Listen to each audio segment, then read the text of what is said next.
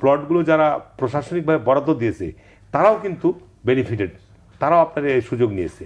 সুতরাং তদন্ত সাপেক্ষে এই যাদের সময়ে যাদের স্বাক্ষরে এই সমস্ত প্লটগুলো বরাদ্দ হয়েছে তাদের বিরুদ্ধে আমি বলবো যে আইনত ব্যবস্থা গ্রহণ করা দরকার। জি, শেখ হাসিনা এবং তার পরিবারের যে সন্ততি রয়েছে তাদের বিরুদ্ধে পূর্বাচলে প্লট বরাদ্দে এক ধরনের অনিয়মের অভিযোগ, দুর্নীতির অভিযোগ।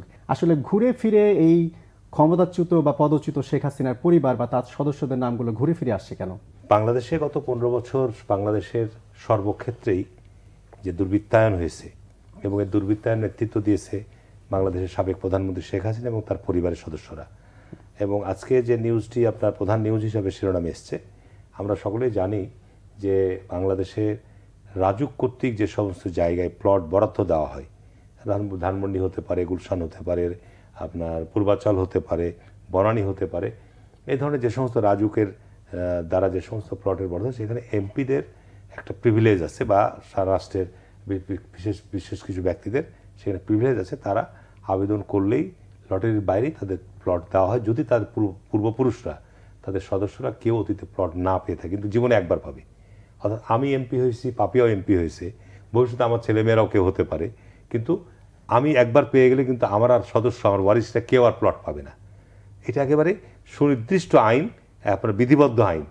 এখন আজকে যেটা দেখা যাচ্ছে যে পত্রপত্রিকা গণমাধ্যমে যে নিউজটা এসছে, আমার তো মনে হয় যে আর বেশি আপনার দুর্নীতির অভিযোগে শেখ হাসিনার শাস্তি নিশ্চিত করার জন্য আর বেশি তদন্তের প্রয়োজন নাই। এইটি একটু বড় ধরনের আপনার বেআইনি কাজ করেছে, অনিয়ম করেছে, দুর্নীতি করেছে। তার কারণ এখানে শেখ হাসিনা, তার ছেলে, তার মেয়ে, তার সদস্য, তার আরেক বোন, তার আরেক বোনের ছেলে, আরেক বোনের মেয়ে, আরও অন্যান্য সদস্যদের ইতিমধ্যে সেদিন কদিন আগে একটা গণমাধ্যমে যেটা তদন্ত চলছে, এখনো পূর্ণাঙ্গ হয়নি, তাতে দেখা গেল প্রায় 60 কাঠা মতো প্লট আপনার তার পরিবারের সদস্যদের নামে 6টি প্লট বরাদ্দ হয়েছে। এখানে আরও তদন্ত চলছে, তাতে আরও পরিবারের সদস্যরা আছে, সেগুলো অনুসন্ধান চলছে।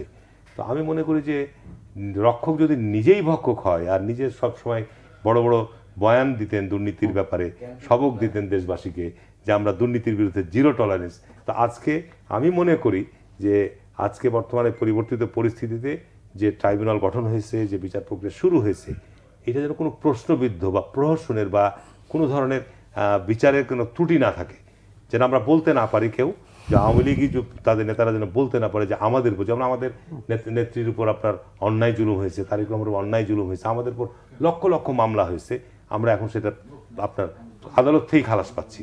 তো সুতরাং আমরা আশা করব যে এই ধরনের একেবারে জলজান্ত যে সমস্ত দৃশ্যমান দুর্নীতি, এগুলোর যেন দ্রুততম সময় তদন্ত নিষ্পত্তি হয় এবং এর সাথে অপরাধীদের যেন শাস্তির ব্যবস্থা নিশ্চিত করা হয়।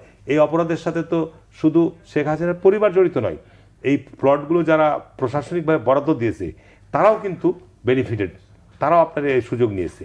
সুতরাং তদন্ত সাপেক্ষে এই যাদের সময়ে যাদের স্বাক্ষরে এই সমস্ত প্লটগুলো বরাদ্দ হয়েছে তাদের বিরুদ্ধে আমি বলবো যে আইনত ব্যবস্থা গ্রহণ করা দরকার। জি।